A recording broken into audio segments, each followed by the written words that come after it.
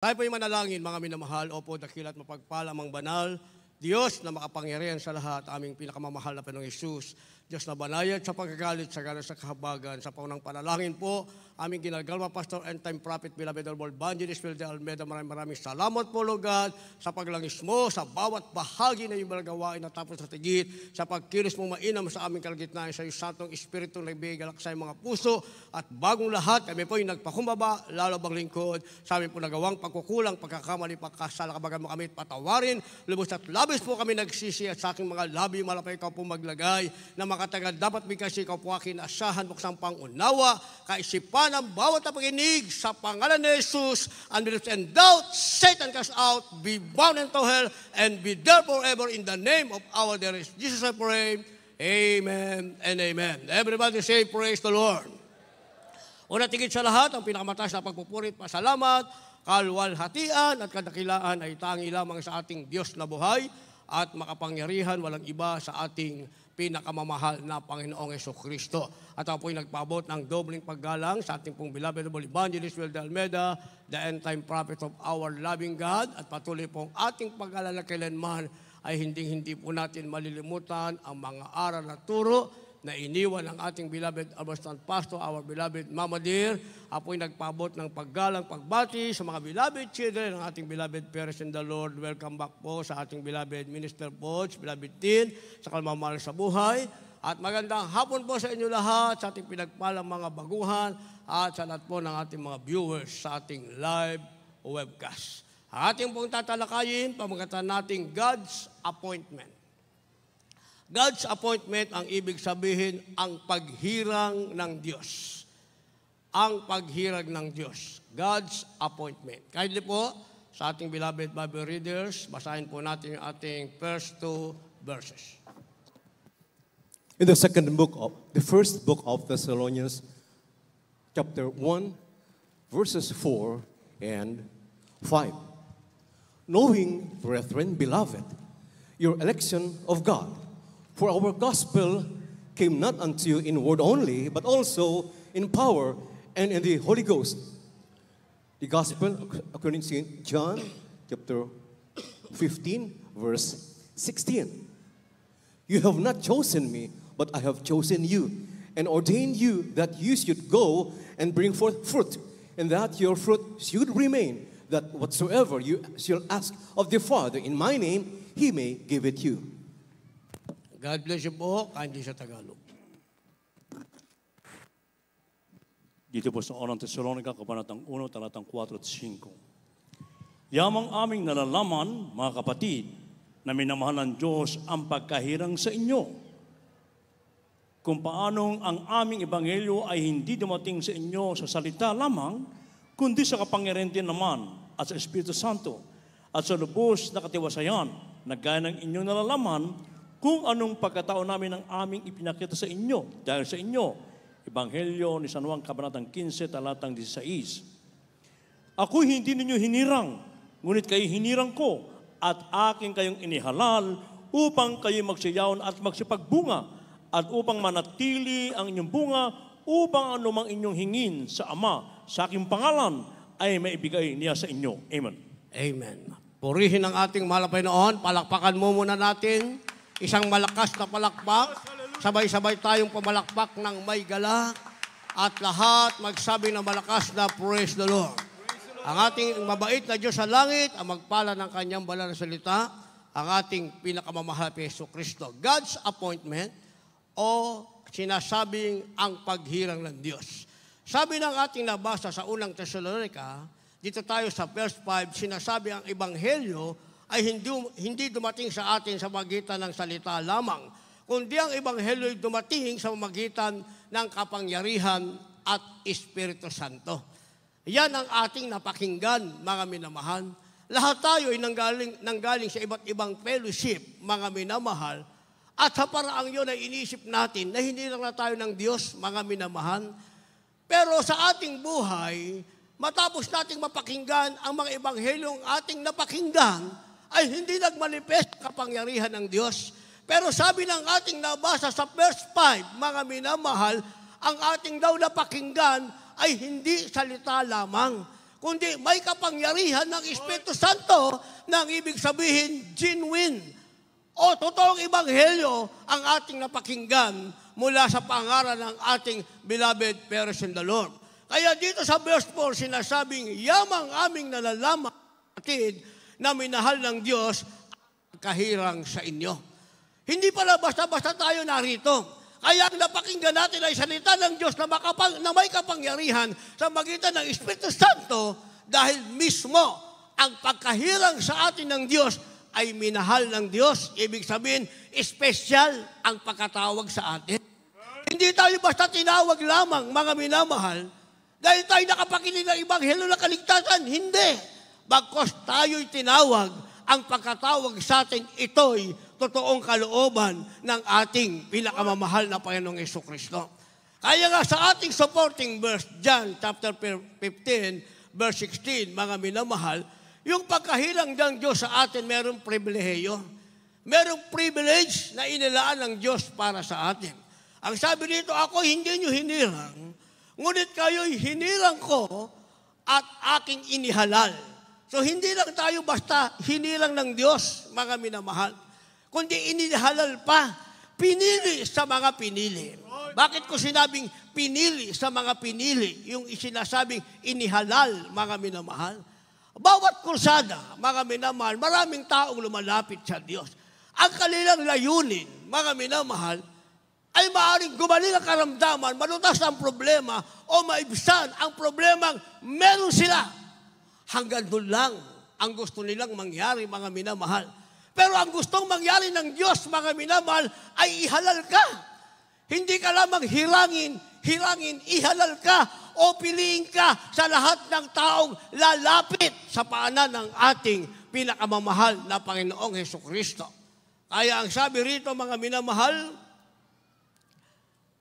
upang manatili ang inyong bunga. Ang sabi, upang kayo'y magsiyaon at magsipagbunga, at upang manatili ang inyong bunga, upang anumang inyong hingin sa Ama sa aking pangalan ay maibigay niya sa inyo. Ito pala yung privilege, sinasabing God's appointment o paghiran ng Diyos sa atin, mga minamahal, mayroong pribilehiyo. Kung noon, mga minamahal, tumawag tayo sa Panginoon, sa kilala nating Diyos, sa Diyos na ipinangaral ng pastor na ating napakinggan, ay walang katugunan ng panalangin. Naghihintay tayo sa wala, mga minamahal. Ngayon, may assurance na.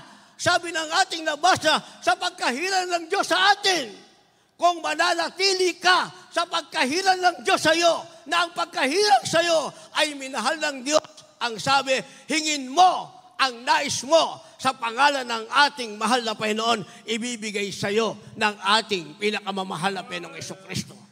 Ito ngayon sinasabing privilege, pagkatapos ng sinasabing God's appointment o pagkahirang ng Diyos sa atin. Meron na tayo ngayong kasiguraduhan na yung ating hinihingi sa Diyos, yung ating ipinapanalangin, mga idinadaing sa harapan ng ating mahal na Panginoon, ay mayroon ng katugunan. Meron ba? Sa buhay ko, meron, mga minamahal. Hinihingi ko ang kapatawaran ng aking kasalanan? Tanggap ko. Bakit? Dahil sa unang pagdalo ko, naketong ang aking karamdaman, yun na ang una't huling araw na meron akong karamdamang ketong. Dahil umuwi akong walang ketong, almost 34 years, hanggang ngayon, by faith, hanggang rapture, wala nang ketong na bumalik sa aking katawan. Yan ang aking hinihingi sa mahal na Panginoon. Huwag mong pahintulutang bumalik ang aking karamdamang ketong. Patuloy mong gamiting buhay bilang buhay na patotoo sa kaluhatian yung dakilang pangalan. Dahil yan ang aking tunay na kayamanan, ang kagalingang ipinagkaloob mo sa akin. Hanggang ngayon, hindi ako nabigo, mga minamahan. Meron parang pribilehiyo sa sinasabing God's appointment. Ang pagkahiran ng Diyos sa bawat isa sa atin, hindi basta-basta lamang, mga minamahal. Kaya sinasabing, minahal ng Diyos ang pagkahirang sa iyo dahil ito na ang simula ng tunay na buhay na kasama mo ang ating pinakamamahal na Panginoong Jesucristo. Kaya pagkatapos nito, mga minamahal, merong sinasabing, becoming inclined to God. Becoming inclined to God, ang ibig sabihin niyan, pagiging nakahilig sa Diyos. Kung ang salibutan ay nakahilig sa kasalanan, sinasabing the word inclined to sin, yun namang mga hinirang ng Diyos, sinasabing dapat sila ay laging nakahilig sa Panginoon. Pag tayo'y laging nakahilig sa Panginoon, ibig sabihin, laging nakadikit sa mahal na Panginoon, hindi lumalayo, mga minamahal, hindi masasayang ang pagkahirang ng Diyos sa atin. Kindly po, basahin natin. In the book of Colossians chapter 3, verses 16 and 17. Let the word of Christ dwell in you richly in all wisdom, teaching and admonishing one another in psalms and hymns and spiritual songs, singing with grace in your hearts to the Lord. And whatsoever you do in word or deed, do all in the name of the Lord Jesus, giving thanks to God and the Father by Him.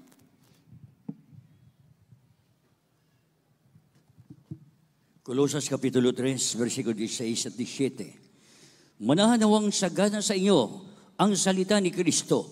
Ayon sa buong karunungan, kayo mga turuan at mga palalahanan sa isa't isa, sa pamagitan ng mga salmo at mga himno, at mga awit na ukol sa Espiritu, na magsiawit kayong may biyaya sa iyong puso sa Diyos.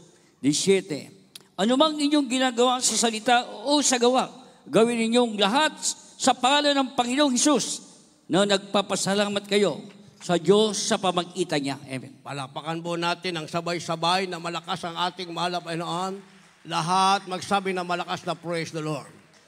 Becoming inclined to God, sinasabing pagiging nakahilig sa Diyos, kinakailangan humilig tayo sa Diyos sa anong paraan.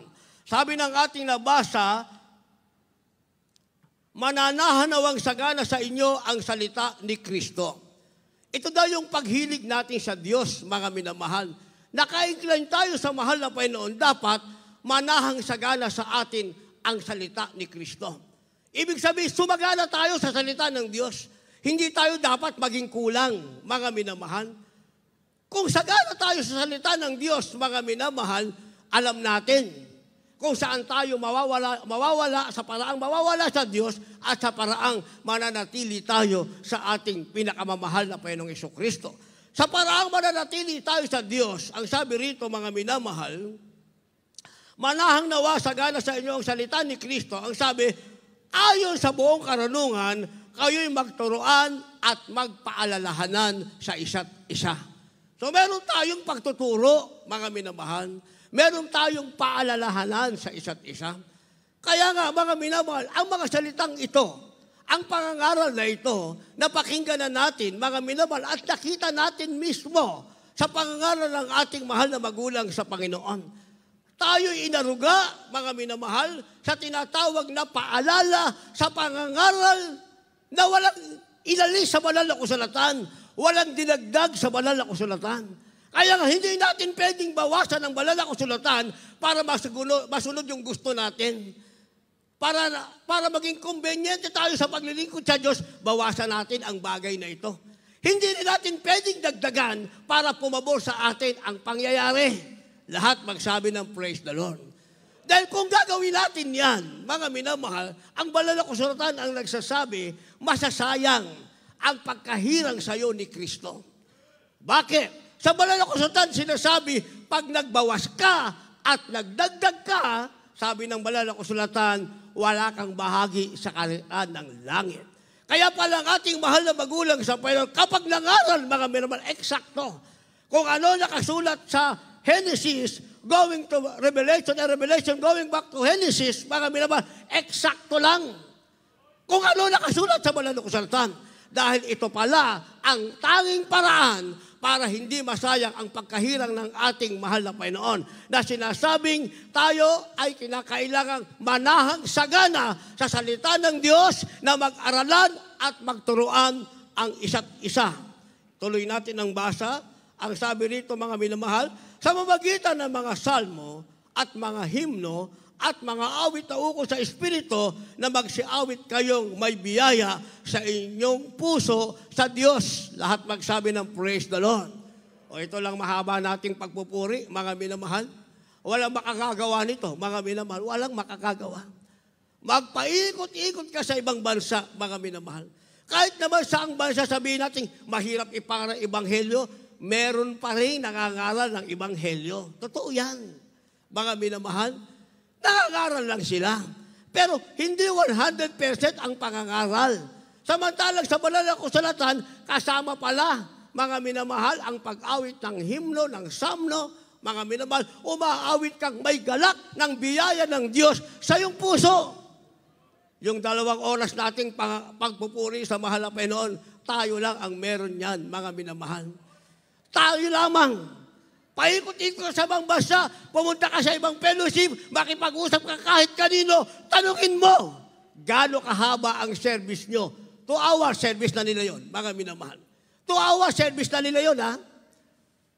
Hindi pa yun natatapos, mga minamahal, samantalang sa Jesus Miracle Crusade, sa ating pinagpalang gawaing ito, 2 hours, pagpupuri pa lang natin yan sa ating pinakamamahal na Hesus Kristo. Kulang pa nga, mga minamahal. Kulang pa nga eh. Kasi minsan kung kailan matatapos na ang solemn song, at saka naman dadaloy ang matamis na presensya ng ating mahal na Panginoon, gusto pa nga nating dagdagan, mga minamahal. Yung pagpatak ng luha sa ating mata, ayaw nating punasan. Gusto nating manatili. Nataraman natin na ang napakatamis at banal na presensya ng ating mahal na Panginoon. Bakit nalugod ang Diyos? Natuklasan ang ating mahal na magulang sa Panginoon. Kapag hinila ka pala ng Diyos, manahan ka sa salita ng Diyos. Sumagana ka sa biyaya ng ating pinakamamahal na Hesus Kristo. Ito ang sinasabi, mga minamahal, becoming inclined to God. Kaya sabi ng verse 17, mga minamahal, sa ating nabasa, verse 17, ano mang inyong ginagawa sa salita o sa gawa, gawin niyong lahat sa pangalan ng Panginoong Hesus na nagpapasalamat kayo sa Diyos sa pamamagitan niya. Ano man daw ang ating ginagawa, mga minamahal, gagawa tayong may pasasalamat sa ating pinakamamahal na Panginoong Jesucristo, Diyos sa langit, ang ating pinasasalamatan. Hindi natin sinasabing tayo yan, kaya natin nagawa. Nagawa natin yan ang sabi, ano man ang iyong ginagawa. Hindi sinasabing dahil ikaw yan, kundi ang sabi ng ating nabasa, ano man ang iyong ginagawa, gawin mo yan sa pangalan ng ating pinakamamahal na Jesucristo na ikaw ay nagpapasalamat sa Panginoon. So, ibig sabihin, sa harapan ng Diyos, we are nothing. In front of God, before the sight of God, we are nothing. Wala tayong nagawa, mga minamahal. Kagaya ng ating mahal na magulang sa Panginoon, hanggang sa mga oras na ito sinasabing, walang nagawa, mga minamahal, dahil tayo gawa lamang sa pangalan ng ating pinakamamahal na Hesus Kristo. Sa ganitong paraan, tayo ay naka-incline, nakahilig tayo sa ating pinakamamahal na Panginoon. Kaya pag nagawa natin ito, merong sinasabing, God has time for you. Ibig sabihin, ang Diyos ay may oras para sa iyo. Dahil lagi kang nakahilig sa Panginoon, hindi ka pababayaan ng Diyos. Laging may oras sa iyo, laging may panahon sa iyo ang ating mahal na Panginoon. Eh kung hindi ka nakahilig sa Panginoon, huwag mong hanapin ang atensyon ng Diyos. Wala kang atensyong ibinibigay sa Diyos, hanapin mo ang Diyos magbigay ng atensyon sa iyo. Lalo na kapag ikaw ay nasa pangailangan na. Kaya yung binibigay nating atensyon sa Diyos, yung pag-incline natin sa Diyos, mga minamahal, ginagawa natin yan, hindi dahil meron tayong pangailangan. Ginagawa natin yan kung paanong minahal ng Diyos ang pagkahilang sa atin, dapat mahalin din natin na tayo'y hinirang ng ating pinakamamahal na Hesus Kristo. Kindly po. Basa. In the book of Psalm, chapter 34, verses 17 up to 19. The righteous cry, and the Lord heareth, and delivereth them out of all their troubles. The Lord is nigh unto them that are of a broken heart, and saveth such as be of a contrite spirit. Many are the afflictions of the righteous, but the Lord delivereth him out of them all.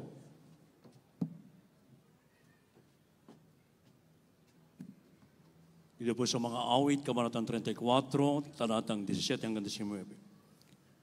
Ang matuwid ay nagsidaing at dininig ng Panginoon at iniligtas sila sa lahat nilang mga kabagabagan.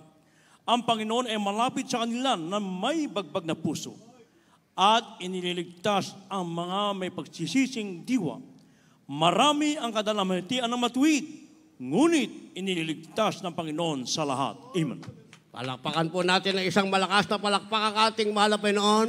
Yung naka-incline sa ating mahal na Panginoon, pumalakpak ng may galang at sumigaw ng malakas na praise the Lord.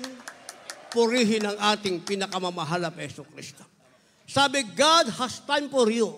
Ang Diyos ay may oras para sa iyo. May panahon siya para sa iyo. Ang atensyon ng Diyos ay nasa iyo. Sabi ng ating nabasa sa verse 17, mga minamahal, dahil ikaw ay hinila ng Diyos, nakahilig ka sa Panginoon, ang sabi, ang matuwid ay nagsidaing at dinilig ng Panginoon at iniligtas sila sa lahat nilang mga kabagabagan. Ang pag ikaw ay nanalangin, ang atensyon ng Diyos nasa iyo. Binibigyan kang oras ng Diyos, napakahalaga mo para sa mahal na Panginoon. Laging hinihintay ng Diyos kung ano ang ibubuka ng iyong labi. Kaya sinasabi ng banal na kasulatan, hindi mo pa na ibubuka ang iyong labi. Tinutugon ka na ng ating pinakamamahal na Jesucristo. At sabi sa last praise na ating nabasa, iniligtas sila sa lahat nilang mga kabagabagan. Ay yung kabagabagan, yung sinasabing trouble, mga minamahal, nasa sanlibutan yan. Hindi ka pwedeng mabuhay nang walang trouble sa sanlibutan. Kasi nagsisimula yan sa pamilya. May pamilya ka. O saan nagsimula ang trouble? Sa pamilya. Hindi ba? Paglabas mo ng tahanan, makikisalamuha ka. Kung nag-aral ka, may kaklase ka, mga minamahal. O may trouble dyan, mga minamahal. Habang ikaw ay nag-aaral, may trouble. Meron kang tinatawag, mga minamahal, na ikaw ay nag-strive para matapos mo kung ano ang goal na meron ka, mga minamahal. Pag gumawa ka ng pamilya, may trouble pa rin dyan. At kapag tanda mo na, may trouble pa rin sa langit. Pag nakarating ka, dyan pa lang, stop ang sinasabing trouble. Mga minamahal o kabagabagan. Pero sabi ng ating nabasa, dahil ang Diyos ay may oras sa'yo, sabi, dumating man ang kabagabagan, ikaw ay inililigtas ng ating pinakamamahal na Jesucristo. Sabi ng verse 18, ang Panginoon ay malapit sa kanila na may bagbag na puso, iniligtas ang may pagsisising diwa. Bagbag na puso at pagsisising diwa, mga minamahal. Kaya sa harapan ng Diyos, mga minamahal, kailangan marunong tayong palaging magpakumbaba. Pag dumating sa atin ang sinasabing trouble, minsan sabi ng Kristiyano, saan ako nagkulang, Panginoon? Akala mo walang pagkukulang, mga minamahal. Hindi ba? Palagi natin sinasabi, kung dumating ang tinatawag na paalala ng Diyos, kaysa magtanong ka, ano ang pagkukulang mo, aminin mo na agad. Lumuhod ka na agad, sarap ng Diyos, itaas mo agad ang iyong kamay, ipatakbo yung luha, magmakaawa ka, magpakumbaba ka sa harap ng ating mahal na Panginoon. Mas nalulugod ang ating mahal na Panginoon kaysa magsalita tayo ng maraming kasinungalingan, mga minamahal. Minsan ang kasinungalingan, pinahihintulatan ng Diyos na mamayani, mga minamahal. Hindi ba? Minsan pinahihintulutan ng Diyos na mamayani yan. Tayo mo si Haring David, pag binasa mo yung buhay niya, mga minamahal, bakit galit na galit sa kanya si Haring Saul, mga minamahal? May nagawa bang kasalanan si Haring David kay Saul? Wala naman. Pag ang masamang espiritu pumasok kay Saul, gusto niyang patayin si David, mga minamahal. Hindi ba?